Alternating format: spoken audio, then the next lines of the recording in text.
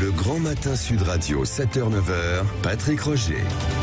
Et l'invité ce matin, Alexis Corbière, député LFI de Seine-Saint-Denis et vice-président du groupe France Insoumise à l'Assemblée nationale. Bonjour Alexis Corbière. Bonjour, comment allez-vous ? Ça va bien, mais ne soyez pas trop dans la complicité, la connivence, sinon vous allez être rattrapé encore. Je me suis fait épingler par une célèbre émission que je serais trop gentil, alors je vais être méchant, Roger. Voilà. Vous allez dérouiller. Ouais, voilà, et vous aussi. Et bonjour à nos auditeurs. Bon, tout de même, quelle stratégie de LFI sur la réforme des retraites, la réforme validée, les concerts de casseroles, Macron de retour sur le terrain, la fraude sociale, le partage des richesses, l'avenir de la NUPS, autant de questions que nous allons aborder. Alors qu'Emmanuel Macron donc veut tourner la page, vous voulez maintenir la pression sur la réforme des retraites. Est-ce que vous avez bon espoir d'un point de vue classique, c'est-à-dire dans la deuxième demande, par exemple, du référendum d'initiative partagée dont la décision sera rendue le 3 mai ? J'aimerais. Déjà, il y a du dépit déjà. Oui, non, pas du dépit. On va voir. Revenons à la décision du Conseil constitutionnel, en vérité, la manière dont les choses ont été faites a donné l'impression qu'il donnait un sentiment, est-ce que la loi, elle est juste, elle est pertinente ou pas. Il n'a fait que juger en fonction de la Constitution actuelle si elle était dans les clous ou pas. Moi, je pense qu'il y avait un caractère inconstitutionnel qui était pointé par beaucoup de juristes. C'est dans le flou qu'il y a une interprétation, selon moi, assez politique de dire OK. Il n'empêche qu'une fois qu'on a épuisé tout ça, le désaccord, il demeure dans le pays.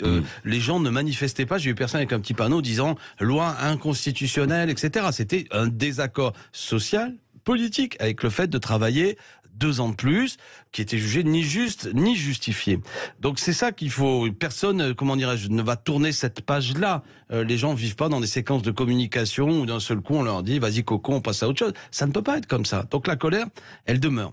Et ce que j'ai observé moi dans ce mouvement, je trouve que c'est sa caractéristique, c'est que le désaccord social, il est là.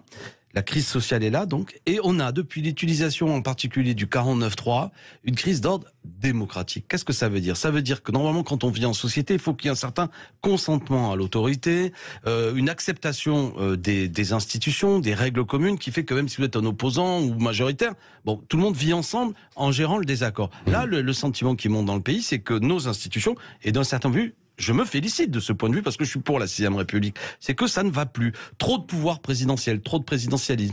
Un Parlement piétiné, méprisé.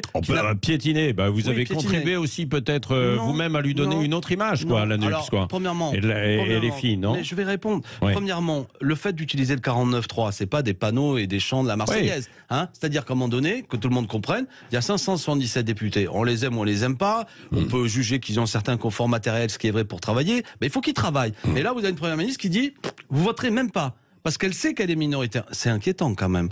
Deuxièmement, il y a du tohu-bohu à l'Assemblée nationale. Mais vous êtes un homme cultivé, je ne devrais pas dire ça. Non, mais attendez, quand on a un peu de bouteille, et je vais citer Jean-Louis Debré, l'Assemblée nationale, ça a toujours été un lieu de propos vifs, d'empoignades, voire même... Pour ceux qui ont de la mémoire, au 19e siècle, sous la 3e République, Jean Jaurès prenait un coup de poing au visage en descendant de la tribune. Mais il ne faut pas souhaiter ça, on arrivait jusque-là. Mais j'ai cru lire que certains disaient, depuis qu'il y a les Insoumis, on arrive à quelque chose qui est... Non, depuis qu'il y a les Insoumis, effectivement, il y a une vivacité dans le propos qui est là. Certains chez vous disaient, il faut zadiser quand même.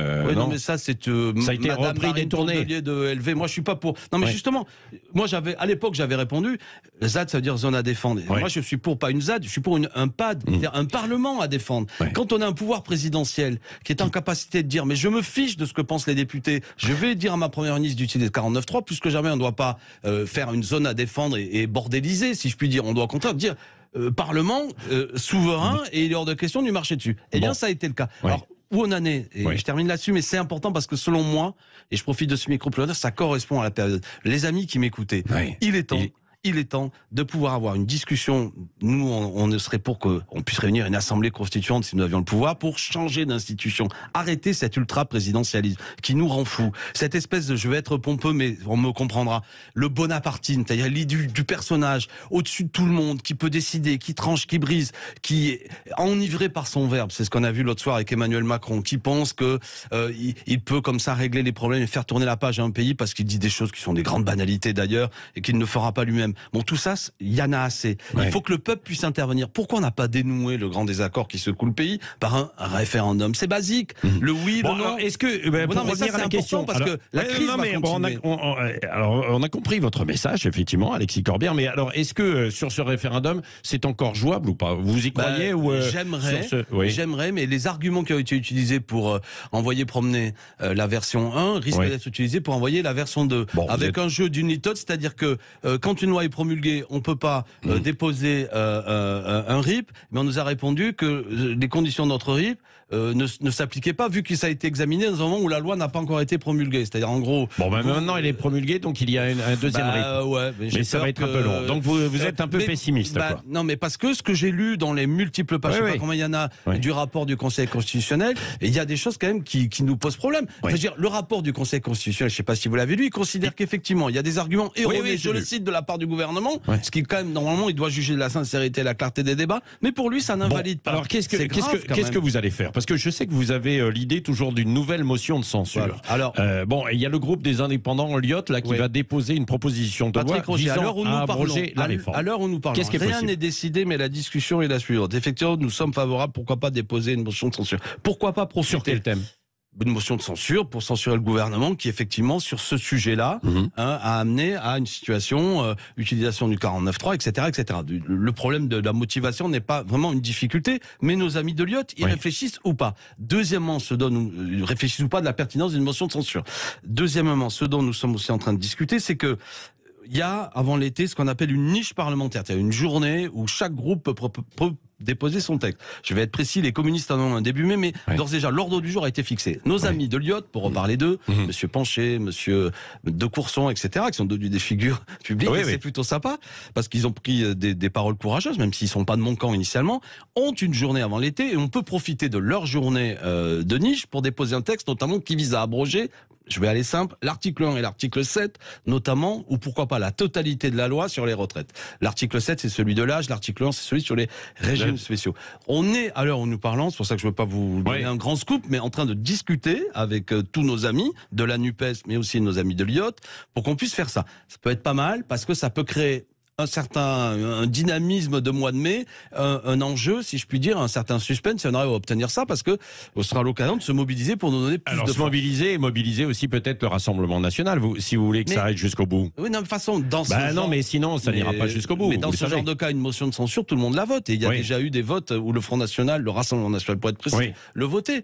Je ne suis pas gêné par rapport à cela. Il y en a certains chez vous, dans votre camp, qui sont gênés, qui ne veulent pas... Qui refusent que les motions de censure présentées par Lyot soient aussi votées par le Rassemblement National. Ce serait ballot. Par contre, ce que nous ne voulons pas, nous, c'est marcher derrière le Rassemblement National, qui parfois profitait de l'aide des marcheurs, parce que vous savez, c'est serviette éponge. Ils sont dans un duo, tous les deux. Vous savez, c'est un petit duo. Ils sont soi-disant opposants, les marcheurs, à Madame Le Pen, mais il y a une fois où on avait déposé, je sais plus ce que c'était, une motion de rejet, une motion de censure. Et puis le Rassemblement National, Madame Braun-Pivet a préféré que ce soit Madame Le Pen qui parle avant nous. Là, ça nous a agacé parce que celle du Rassemblement National était perdante et la nôtre pouvait gagner. D'ici là, il y a les syndicats qui appellent à une nouvelle journée d'action, par exemple, déjà du 1er mai. Vous, est-ce que vous allez y participer le 1er mai, bien sûr, et puis à d'autres journées? Alors on nous parlons, c'est la date qui revient de la part de l'intersyndicale et je la soutiens, j'applaudis tous ceux qui nous écoutent, les amis. Est-ce qu'on peut imaginer donc ce 1er mai puissant, des millions de gens dans la rue, pour dire qu'effectivement, malgré les pirouettes et de Monsieur Macron qu'il a fait l'autre soir, le pays reste mobilisé et en désaccord. Faut donner à voir. Vous savez, plus qu'on a tous parlé de la Constitution, mais manifester, c'est constitutionnel. Faire grève, c'est constitutionnel. Donc le 1er mai, tous dans la rue, un 1er mai puissant. Il y a même des journées d'action avant, je les encourage. Et puis on peut imaginer aussi le coup des casseroles. Vous m'avez taquiné tout à l'heure, mais moi je trouve ça sympathique que les gens de manière un peu... Donc là vous appelez mais pourquoi toujours pas, à ça des fait un tohu-bohu concerts de casseroles dans la rue, en Alsace et puis demain dans l'Hérault, quoi. Pourquoi pas? Non, mais même quand là vous évoquez des déplacements du président de la République, écoutez, il faut qu'il voit un peu l'état du pays. C'est pas seulement des jeunes gens qui lui disent Monsieur le Président, on veut chanter des chants pyrénéens avec vous. C'est aussi des gens qui sont en désaccord et qui aimeraient bien le faire entendre. Qu'est-ce que vous avez pensé justement de ce chant pyrénéen entonné lundi soir par le président de la République?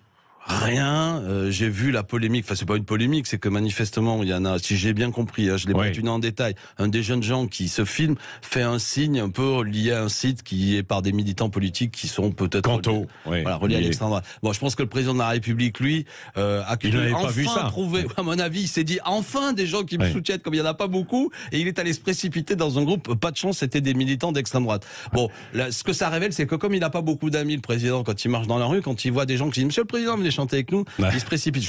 Moi, je vais le piéger comme ça. Tiens, je vais lui faire le coup si je le vois. Pas de retrait, pas de JO. Est-ce que vous soutenez ce mouvement pour perturber les Jeux Olympiques à Paris l'année prochaine? Il y a une colère qui va continuer, le droit de grève. Il est possible que des gens fassent grève, notamment à l'occasion des JO, pour faire entendre leur désaccord. C'est pas parce que c'est les JO d'un seul coup que le droit de grève va s'estomper. Ce serait quand même piquant que d'un seul coup, alors qu'on fait travailler 2 ans de plus, Monsieur le Président puisse parader en disant tout ça est merveilleux. Moi, sur les JO, il y a d'autres sujets. Par ailleurs, la législation du travail qui est pas respectée, des accidents sur les chantiers, etc. J'aimerais bien qu'on s'intéresse aux JO dans la réalité, parce que ça se passe dans mon département. Oui, c'est en Seine-Saint-Denis. Sur le fait qu'il y a beaucoup de bénévoles, alors que je pense que c'est une forme de travail dissimulé aussi qui va se mettre en place.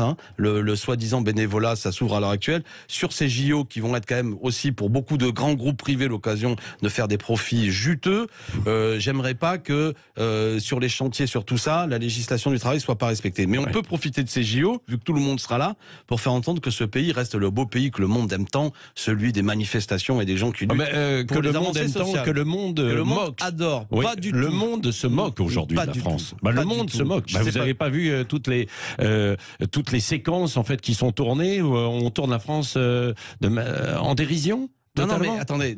On montre des vidéos où il y a des manifestations en permanence, des explosions. Votre belle profession qui déforme en vérité la réalité. Vous savez, ce que disent les journaux de la réalité, c'est comme en France. Vous allumez le poste, c'est pas toujours ce que pensent les gens.